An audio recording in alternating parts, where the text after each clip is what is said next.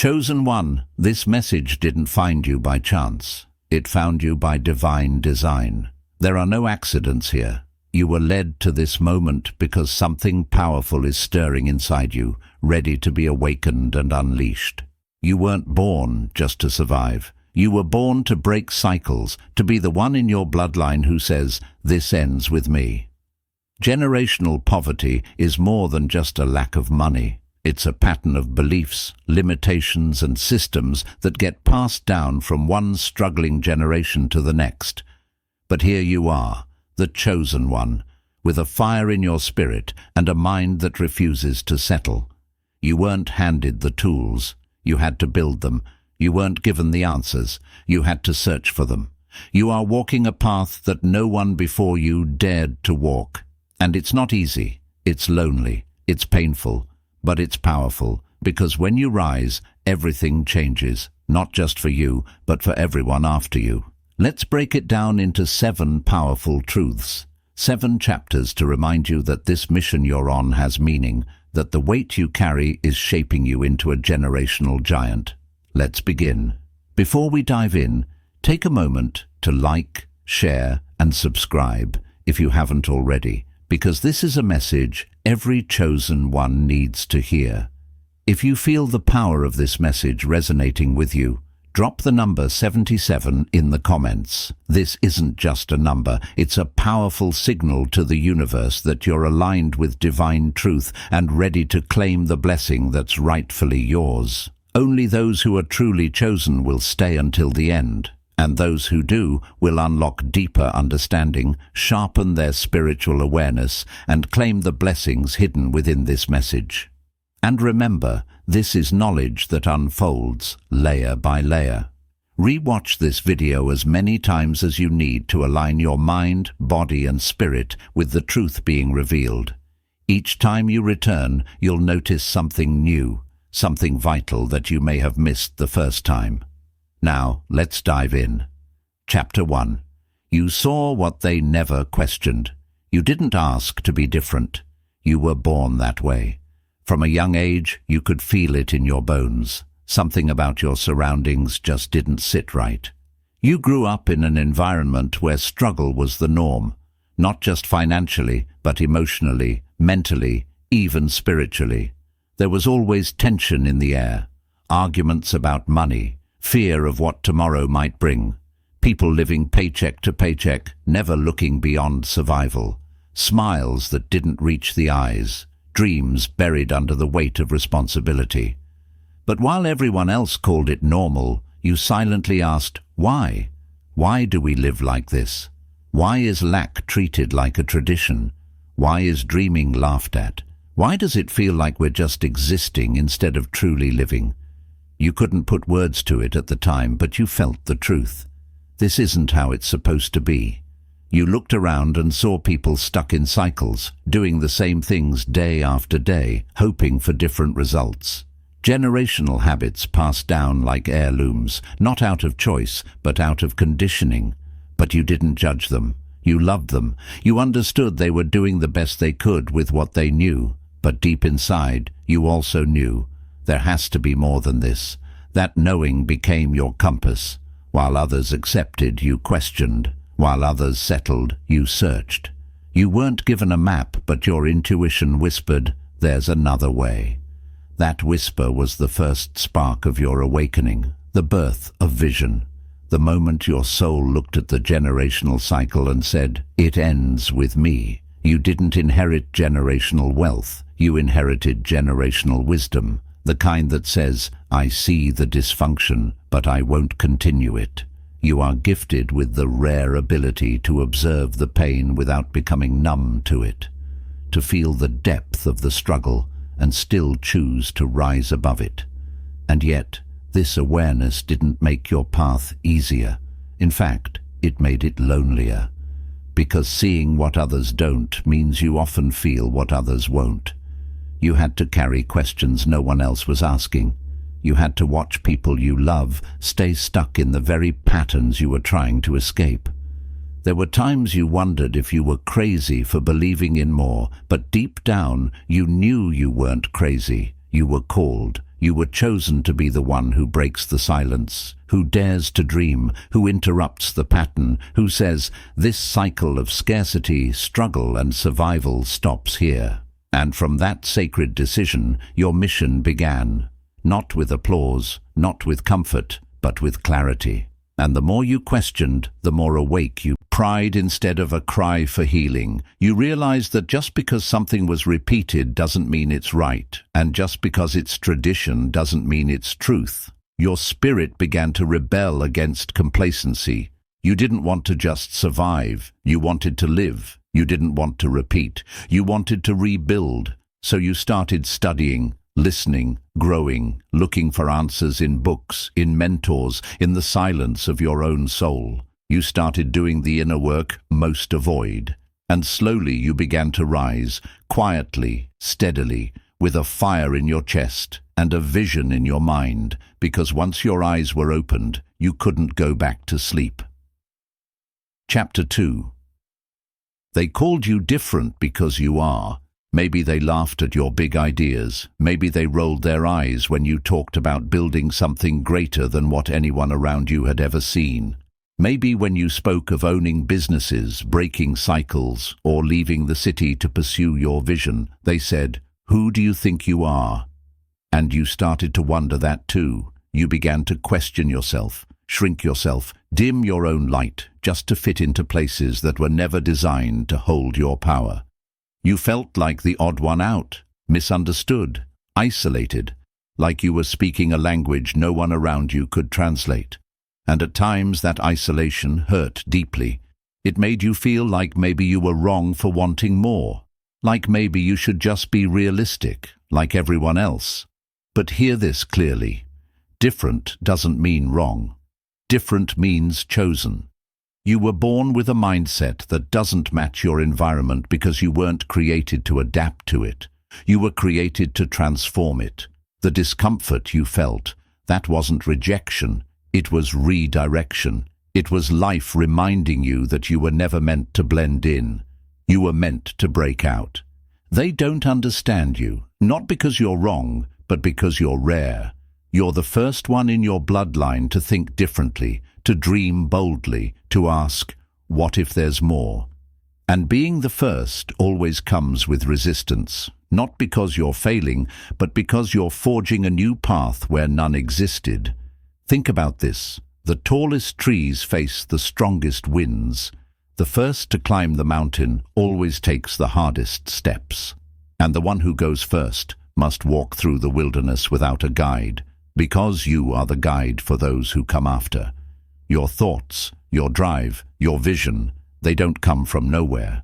They come from deep within your purpose, from the assignment on your life that was planted in your soul long before you were even born. You were never meant to copy what's been done.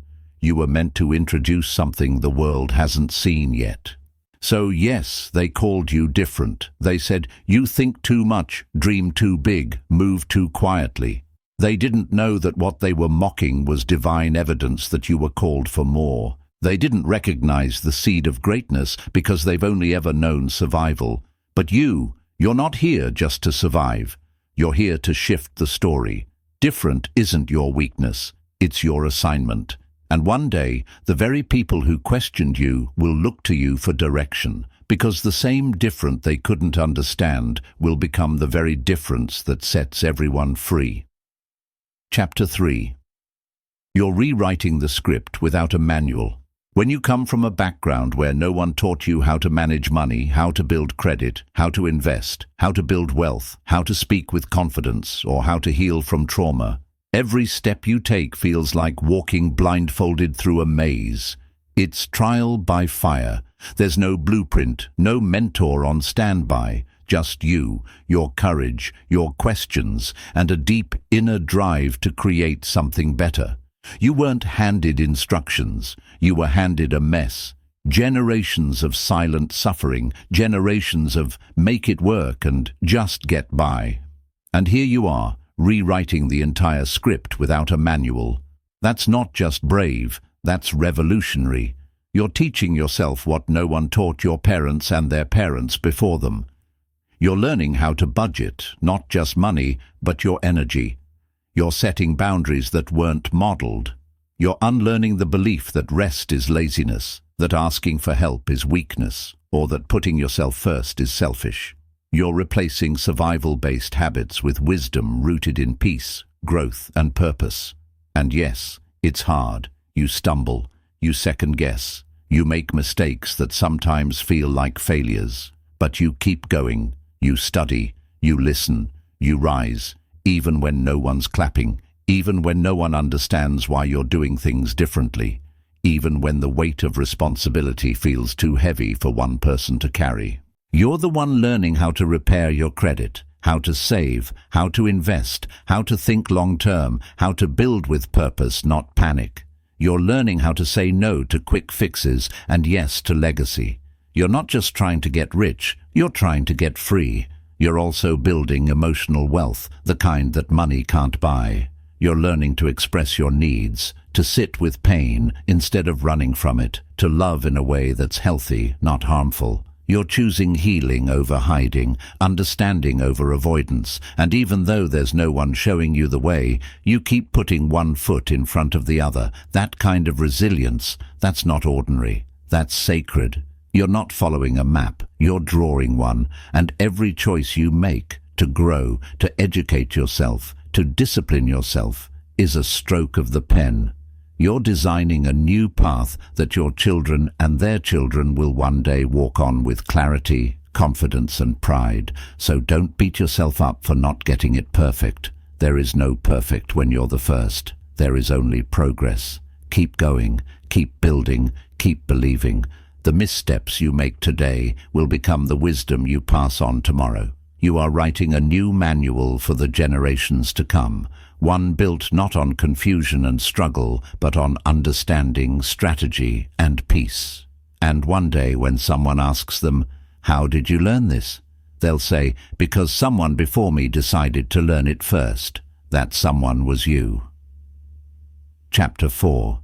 Healing the Emotional Poverty Too. Generational poverty isn't just about what's in the bank account. It's embedded deep within the mindset. It lives in the way people think about themselves, in their beliefs about what's possible, in their relationship with worthiness and success. It lingers in the trauma of past experiences, in the unhealed wounds carried from one generation to the next. It's in the "I don't deserve better" narratives that are passed down quietly like a secret code, embedded deep in the fabric of family and culture. That's why your mission goes far beyond just financial freedom. It's about healing emotional wounds too. The truth is, the chains of poverty aren't just material. They are emotional, spiritual, and mental. And until those parts of you are healed, financial success can't truly be sustained.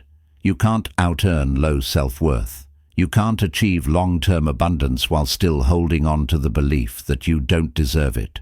Your healing has to begin from the inside out, or the cycle will continue. You're doing the work that no one before you had the courage to do. You're breaking cycles of silence, shame, and scarcity. You're not afraid to face the emotional scars that others pretended weren't there. You're choosing healing not just for your bank account, but for your soul.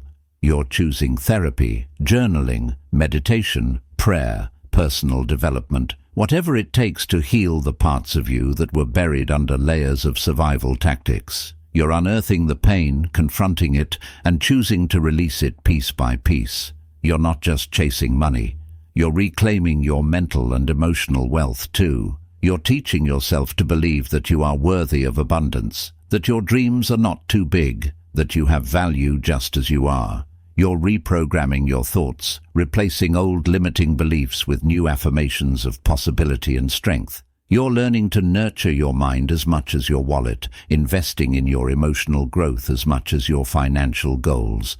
You know that true abundance starts from within. It begins with the belief that you are enough. You are worthy of peace. You are worthy of love. You are worthy of success. And you're brave enough to face the demons of self-doubt, trauma, and past hurt that so many before you turned away from. You're choosing to heal them, and in doing so, you're breaking free. Healing isn't linear. There are moments when it feels like 2 steps forward and 1 step back. There are moments when the emotional weight feels too heavy to carry. But every time you choose healing, every time you face the past with courage and say, "I will not carry this burden any longer," you are taking a step toward breaking the cycle for good. You're building emotional resilience that will carry you through every storm. And financial success won't just be a dream, it'll be the manifestation of everything you've worked to heal. You are rewriting the rules of abundance, not just in your bank account, but in your heart, in your mind, and in your life. You're proving that prosperity isn't just about the money you make, but about the peace you create within. Chapter 5. You sacrifice now for what they'll thank you for later. While others are out partying, you're grinding. While they're spending their money on things that give them momentary satisfaction, you're saving, investing, and building something that will last. While others mock your boring choices, you're silently laying down the foundation of a future they can't yet see. You make decisions today that others won't, so your kids can live in a reality others never imagined. You know what you're doing is bigger than just the present moment. You're playing the long game. You're making the hard choices that might seem unpopular now, but you see the bigger picture. It's not about instant gratification. It's about the lasting impact, the generational wealth, the legacy you're building, and the future you're creating for your family. You may miss out now on the nights out, the fleeting fun, the material pleasures that so many chase, but you're doing it for a greater purpose, so that your children don't have to miss out on the opportunities you never had. You're sacrificing the now to secure a later that is full of options, freedom, and the kind of dignity that can't be bought. That's legacy work. And it's not flashy, it's not glamorous, it's not always rewarding in the moment, and sometimes it feels lonely. There are days when it seems like the world is moving on without you, when you wonder if anyone notices the quiet hours you put in or the ways you hold back from the things you want. It's the moments when no one is clapping for you, when no one sees the struggle, that are the hardest. But you know deep in your soul, this is divine work. You know you're doing something that will pay dividends in the future, not just for you, but for generations who will never even know the sacrifices you made, the fruits of your sacrifice. They won't always come in your lifetime, but they'll bloom in the lives of people you may never even meet. Your grandchildren may never understand the quiet nights you spent planning. Your great-grandchildren may never know the pain you carried in silence as you made choices that seemed impossible at the time. But when they look back, they'll see the path you paved, and they'll feel the weight of your sacrifice lifting them higher than you ever could have imagined. That's the ripple effect of your choices. They go further than you can see, and they last longer than you'll ever know. You may not get applause now, and that's okay. You're not doing this for recognition. You're doing it because you know that the true reward isn't in the immediate. It's in the legacy you leave. What you're building today will ripple into the lives of your children, your grandchildren, and beyond. You're laying the foundation for a future filled with possibilities, a future where your family will thrive, not just survive. That's a mission only the strong can carry. And you're strong, strong enough to endure the sacrifices, strong enough to make the hard decisions, strong enough to build a future that will carry your name for generations to come. What you're doing is more than just surviving the present. It's about shaping the future. Chapter 6. They won't understand until they benefit from it. Right now, people may not see the vision. They may mock your discipline, question your choices, or misinterpret your need for isolation. They'll wonder why you don't partake in the same distractions, the same temporary pleasures that everyone else is enjoying. They'll question your hustle, calling you obsessed, overzealous, or even foolish. But that's okay, because they don't see the whole picture yet. What you're building isn't for now, it's for the future. And when you're focused on something greater than the present moment, you can't always expect others to understand. The sacrifices you're making today, the long hours, the self-control, the moments of solitude and silence, won't be appreciated until they feel the fruits of your labor. But one day the same people who thought you were crazy will drive on the roads you paved. They'll rest in the houses you built. They'll eat from the fruit of your labor, drink from the waters you created, and benefit from the peace you fought so hard to secure. And that's not your ego talking. That's legacy at work. That's the impact of the seeds you're planting right now, even though they're invisible to most. You don't need validation now. You don't need applause. The world may not understand your mission, but you don't have to explain it to them. Keep working, keep planting, keep building. The harvest will come, and when it does, it will speak for itself. When the results are visible, when your legacy is undeniable, the same people who doubted you will be the ones who seek your wisdom. They'll see that the isolation you embraced was necessary for the growth you achieved. They'll recognize that the hustle they once mocked was the very thing that brought about the change they now enjoy. And you won't need to say, "I told you so." The harvest will do that for you. The success you created will be proof enough of the work you put in. But more than that, your success will serve as a beacon of hope for the next generation. It will show them that you don't have to follow the crowd to create something extraordinary. Generations will bless your name, not because you sought approval, but because you stayed true to your purpose. You remained focused even when no one else saw the path you were on. And when your work stands as a testament to your sacrifice, the world will look back and realize that what you did wasn't just for you. It was for all of us. What you're building isn't just for today's applause, it's for tomorrow's legacy. The seeds you're planting today will grow into trees that will provide shade for generations who will never know the sweat, the tears, and the quiet moments of doubt. They'll just enjoy the fruits of your labor, the legacy that came from your vision, your dedication, and your resilience. Chapter 7. You are the answer to your bloodline's prayer. You may feel alone in your journey, but hear this: you are not alone. You carry within you the hopes, the dreams, and the prayers of those who came before you, the ancestors who dreamed of something better, who fought for survival, who longed for a day when the cycle would break. They are with you in spirit. Their voices may not echo in the halls of history, but their cries for change are woven into the fabric of your being. You are the answer to their prayer. They may not have made it out. They may have endured suffering, hardship, and unfulfilled dreams. But you are the one who will carry the torch forward. You are the one who will break free from the chains that bound them, the one who will overcome the barriers they couldn't. They ran so you could walk. They survived so you could thrive. This isn't just about you. This is about your children, your children's children, and everyone connected to your name. You are not only fighting for your future, you are fighting for their freedom. You are carrying the weight of the generations that came before you, and you're doing it with grace and purpose. You are the chain breaker, the curse ender, the standard raiser. When you feel the weight of this journey, remember, you are not just fighting for a better life for yourself. You are creating a legacy of healing, wealth, and transformation for those who will come after you. You are the one who will rewrite the story, the one who will change the narrative, the one who will set the stage for a future filled with hope and possibility. The burdens of your ancestors are heavy. Yes, the pain and the struggles they faced can feel like an impossible weight to carry. But know that you have been chosen for this. You are strong enough to bear it. You are capable enough to see it through. The very fact that you feel the pull to change things, to do things differently, is proof that you are divinely destined for this work.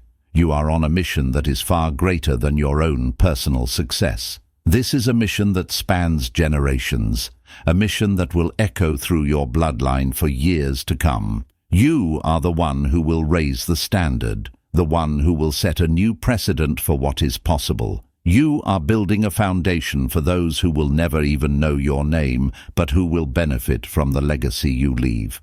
And make no mistake, it ends with you. You are the one who will bring an end to generational poverty. You are the one who will break the cycle. You are the one who will create the breakthrough. You are the answer to the prayer that has echoed through your family for generations. The prayer for a better life, a life of abundance, of peace, of freedom. So when the road feels long and the journey feels overwhelming, remember who you are.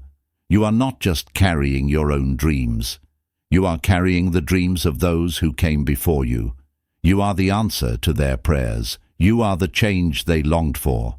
And you are the one who will make sure that their hopes for a better future do not die with them, but live on through you. You are the key to breaking the chains, and the power to change everything is in your hands.